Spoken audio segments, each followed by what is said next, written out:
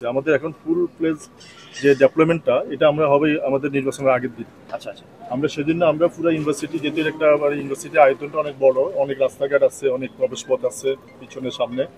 আমরা পুরোটা দেখি করতেছি, দেখি করে আমরা সেন্টার কেন্দ্রিক আমরা একটা নিরাপত্তা বলয় তৈরি করবো। তারপরে বাইরে আউটার একটা করণ থাকবে, আমাদের কিছু আমাদের টিকেট থাকবে, হ্যাঁ, মোবাইল থাকবে। এগুলো আমরা পরিকল্পনা করার জন্য আমরা পুরো এলাকাটা আগে ঘুরে দেখতেছি।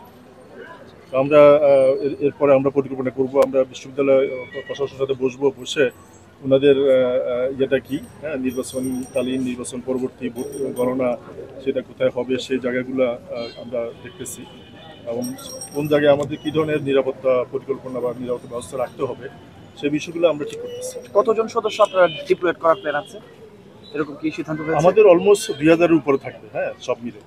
কারণ আমাদের যেহেতু এলাকাটা বড়, এখানে অনেকগুলো কেন্দ্র আছে, ভোট কেন্দ্র সংখ্যা বেশি। আর আমাদের মানে বাইরে ভিতরে আমাদের কিন্তু 3 স্তর নিরাপত্তা তো ভিতরে থাকবে, এর বাইরে আমাদের স্ট্যান্ড বাই থাকবে। মানে মোটামুটি আমাদের পুলিশের বাইরেও আমাদের আরও অন্য এজেন্সি আছে, যারা আছে তারাও কাজ করবে। তো আমরা সেটা এখন ইয়ে করার জন্য আমরা এখন বিষয়গুলো আমরা দেখতেছি, সরজমিনে দেখে যে কোথায় কী ধরনের আমাদের ডেভেলপমেন্ট লাগবে, কোর্সের চাহিদাটা আমরা ঠিক করতেছি। ব্যাকআপ তো আমাদের থাকবে, আমাদের স্ট্যান্ড বাই, আমাদের পুলিশ লাইনে স্ট্যান্ড বাই ফোর্স থাকবে, আমাদের থানায় স্ট্যান্ড বাই ফোর্স থাকবে।